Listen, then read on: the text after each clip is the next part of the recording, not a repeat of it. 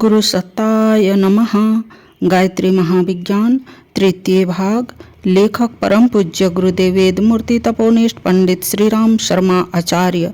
आइए पढ़ते हैं, सुनते हैं और समझने का प्रयास करते हैं। गायत्री मंत्र हमारे साथ साथ ओम भूर्भुवः स्वाहा तत्सवितुर्वरेण्यं भर्गो देवस्य धीमहि धियो यो नः प्रचोदयात्। प्राणाकर्षण की सुगम क्रियाएं। प्रातःकाल नित्य कर्म से निवृत्त होकर साधना के लिए किसी शांतिदायक स्थान पर आसन बिछाकर बैठिए। दोनों हाथों को घुटनों पर रखिए। मेरुदंड सीधा रहे। नेत्र बंद कर लीजिए। फेफड़ों में भरी हुई सारी हवा बाहर निकाल दीजिए। अब धीरे धीरे नासिका द्वारा सांस लेना आरंभ कीजिए। जितनी अधिक मात्रा में भर सके फेफड़ों में हवा भर लीजिए। अब कुछ देर उसे भीतर ही रोके रहिए। इसके पश्चात सांस को धीरे धीरे नासिका द्वारा बाहर निकालना आरंभ कीजिए। हवा को जितना अधिक खाली कर सके कीजिए। अब कुछ देर सांस को बाहर ही रोक दीजिए, अर्थात बिना सांस के रहिए। इसके बाद पूर्वत वायु खींचना आरंभ कर दीजिए। यह एक प्राणायाम हुआ। सांस निकालने को रोचक, खींचने को पूरक और रोके रहने को कुंभक कहते हैं। कुंभक के दो भेद हैं। सांस को भीतर भर कर रोके रखना अंतः कुंभक और खाली करके बिना सांस रहना बाह्य कुंभक कहलाता है। रेचक और पूरक में समय बराबर लगाना चाहिए, पर कुंभक में उसका आधा समय ही पर्याप्त है। पूरक करते समय भावना करनी चाहिए कि मैं जनशून्य लोक में अकेला बैठा हूँ और मेरे चारों ओर विद्युत जैसी चैतन्य जीवनी शक्ति का समुद्र लहरें ले रहा है। सांस द्वारा वायु के साथ साथ प्राण शक्ति को मैं अपने अंदर खींच रहा हूँ। अंतः कुंभक करते समय भावना करनी चाहिए कि उस चैतन्य प्राण शक्ति को मैं अपने भीतर भरे हूँ। समस्त नाड़ियों में, अंग प्रत्यंगों में वह शक्ति स्थिर हो रही है। उसे सोख कर देह का रोम रोम चैतन्य प्रफुल्ल, सतेज एवं परिपुष्ट हो रहा है। रेचक करते समय भावना करनी चाहिए कि शरीर में संचित मल, रक्त में मिले हुए विष, मन में धंसे हुए विचार सांस छोड़ने पर वायु के साथ साथ बाहर निकले जा रहे हैं। बाह्य कुंभक करते समय भावना करनी चाहिए कि अंदर के दोष सांस के द्वारा बाहर निकलकर भीतर का दरवाजा बंद कर दिया गया है, ताकि वे विकार वापस न लौटने पावे। इन भावनाओं के साथ प्राणकर्षण प्राणायाम करने चाहिए। आरंभ में 5 प्राणायाम करें, फिर क्रमशः सुविधानुसार बढ़ाते जाएं। कहीं एकांत में जाओ, समतल भूमि पर नरम बिछौना बिछाकर पीठ के बल लेट जाओ। मुंह ऊपर की ओर रहे।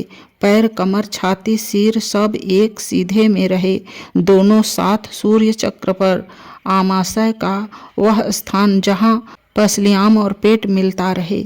मुंह बंद रखो।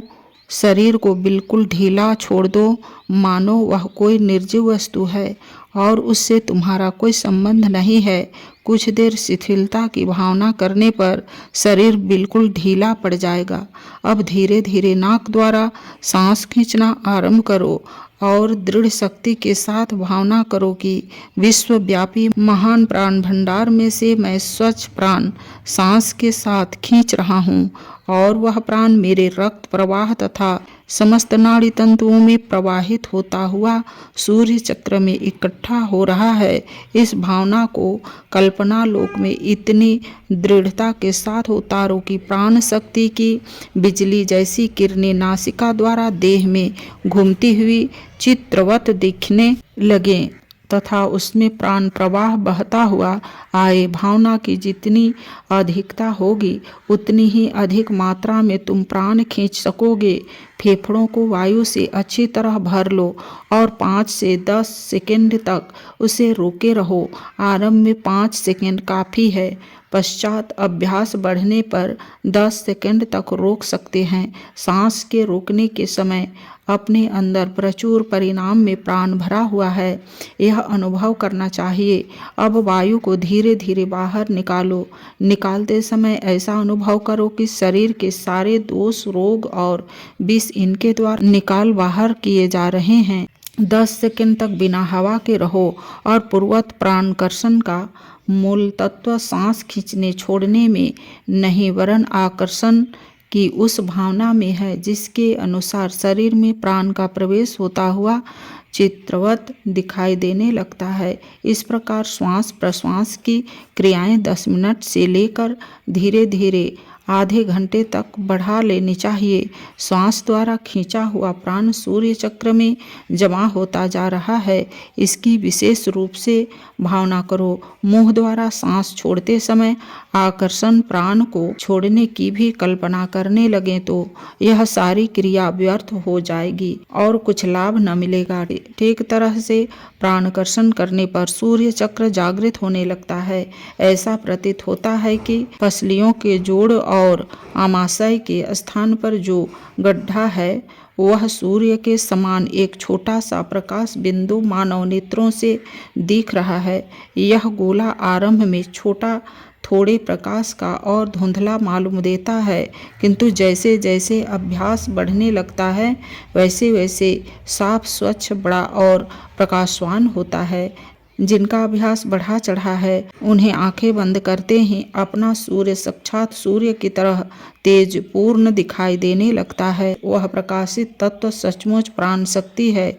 इसकी शक्ति से कठिन कार्यों में अद्भुत सफलता प्राप्त होगी। तो अभ्यास पूरा करके उठ बैठो, तुम्हें मालूम पड़ेगा कि रक्त का दौरा तेजी से हो रहा है और सारे शरीर में एक बिजली सी दौड़ रही है। अभ्यास के उपरांत कुछ देर शांतिमय स्थान में बैठना चाहिए। अभ्यास से उठकर एकदम किसी काम में जुट जाना, स्नान भोजन मैथुन करना निषिद्ध है।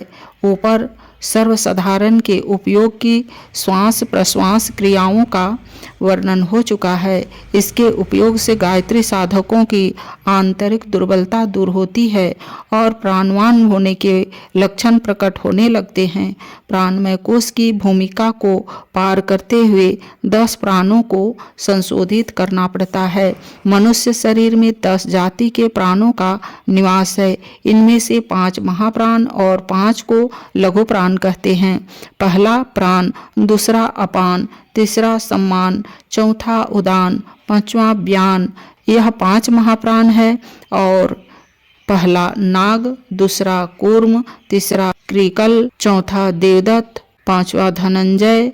यह 5 लघु प्राण है। शरीर में कुछ ऐसे भ्रमर हैं जिनके जागने से प्राण तत्व की क्रिया एवं स्थिति उन भ्रमरों के अनुकूल ही हो जाती है।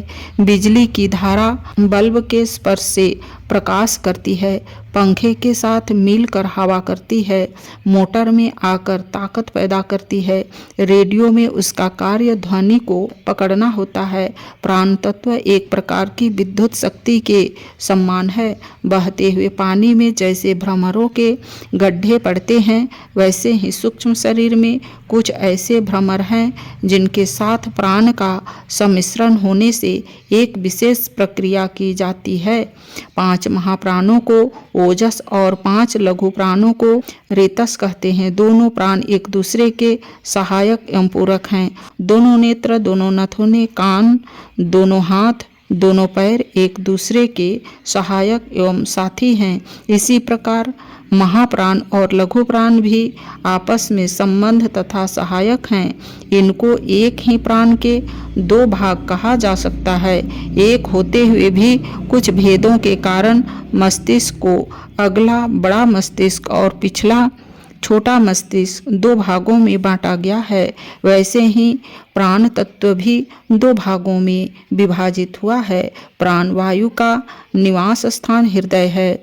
नाग भी उसके समीप रहता है। अपान गुद्दा और मूत्रेंद्रिय के बीच में मूलाधार के निकट रहता है। उसी के पास कूर्म लघु प्राण का निवास है। सम्मान और क्रिकल नाभि में रहते हैं। उदान और देवदत्त का स्थान कंठ है। धनंजय में आकाश तत्व का अधिक मिश्रण रहने से यह संपूर्ण शरीर में व्याप्त रहता है, पर उसका प्रधान केंद्र मस्तिष्क का मध्य भाग है। साधारणतः ऐसा माना जाता है कि प्राण के द्वारा शब्द एवं मस्तिष्क का पोषण होता है। अपान में मलमूत्र स्वेद आदि का विसर्जन होता है। सम्मान से पाचन, परिपाक और उष्णता का संचार होता है। उदान विधि वस्तुएं बाहर से शरीर के भीतर ग्रहण करता है। व्यान का काम रक्त संचार है। लघु प्राणों में नाक से डकार आती है। कूर्म से पलक मारने और बंद होने की क्रिया होती है। क्रिकल से छींके और देवदत्त से जम्हाई आती है। धनंजय जीवित अवस्था में शरीर का पोषण करता है और मरने पर देह सरा गलाकर शीघ्र नष्ट करने का प्रबंध करता है। यह मान्यताएं सर्वांगपूर्ण नहीं है। जिस स्थान पर जिस प्राण का निवास बताया गया है वहाँ एक प्रकार के वायु भ्रमर होते हैं जिनमें प्राणों का विशेष संचार रहता है। गर्मी के दिनों में जलवायु अधिक गर्म हो जाती है तो एक प्रकार के वायु भ्रमर उत्पन्न होते हैं जो घूमते और नाचते हुए अंधड़ की तरह आगे चलते हैं। उसी प्रकार के कुछ भ्रमर शरीर में पाए जाते हैं। सूक्ष्म निरीक्षण करने पर पता चलता है कि इन स्थानों पर शरीरगत वायु और प्राण की उष्णता के कारण एक प्रकार के भ्रमर चक्र उत्पन्न हो जाते हैं। भ्रमर सदा ऊपर चौड़े होते हैं और नीचे की तरफ ढलवां होते जाते हैं तथा अंत में बहुत ही छोटे नोक मात्र रह जाते हैं। ऊपर के सबसे चौड़े भाग को अस्तर और नीचे से सबसे नुकीले भाग को बिंदु कहते हैं। इस प्रकार प्राणवायु के भ्रमर का ऊर्ध्व भाग महाप्राण, अधोभाग लघु प्राण कहा जाता है। एक अस्तर है तो दूसरा बिंदु। वस्तुतः दोनों एक ही महातत्व के दो विभाग मात्र हैं। वस्तुतः प्राण का कार्य जीवन चलाना है। हृदय की धड़कन जीवन की प्रतीक है। घड़ी में फन्नर की ऐंठ ही सब कलपुर्जों को चलाती है। फन्नर की चाबी नष्ट हो जाए तो पुर्जों का चलना बंद हो जाएगा। प्राण के द्वारा हृदय की धड़कन होती है, फिर उससे रक्त संचार होता है, सांस आ जाती है, उसके बाद शरीर की अन्य क्रियाएं होती है। प्राण में शिथिलता आने पर जीवन शक्ति घट जाती है। आज के वीडियो में इतना ही रहेंगे। लाइक, सब्सक्राइब और शेयर करें। धन्यवाद। ओम शांति।